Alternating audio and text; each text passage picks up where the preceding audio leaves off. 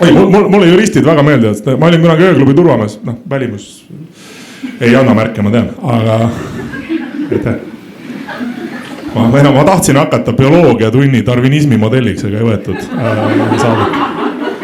Öeldi, et meil on juba ahvide planeet DVD peal olemas. Oleme teie elulugu dokumentaalina näinud. Siis ma tulin Tartusse, sain 5-aastaselt molli, igati loogiline progress. Läksin turvameheks. Ja minu turvamehe aja lemmikkliendid on esimese kursuse juuratudengid, spetsiifiliselt sügis esimesel kursusel. Siis kui nad on hakanud õppima põhiseadust, aga ei ole veel kohustusteni jõudnud.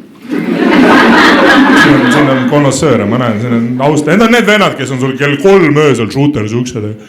Mul on põhiõigused. Sul ka, jah? Me oleme suletud. Ma saan aru, mul on ka põhiõigus sinna minna, aga uks on kinni. Mis sa tahad, me teeme nüüd?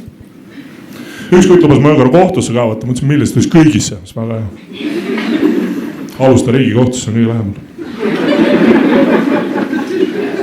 Ei, selles mõttes ma siiamaani ootan seda kutset, ma tahaks näha riigikohtunike nägu, et mis tegite, ma ütlesin, 3 öösel põhiõigused, see oli ikkagi teie, ma ütlesin, jah, sellepärast ma seda kommentaari ei kirjutanudki, et ma viisin seda ellu.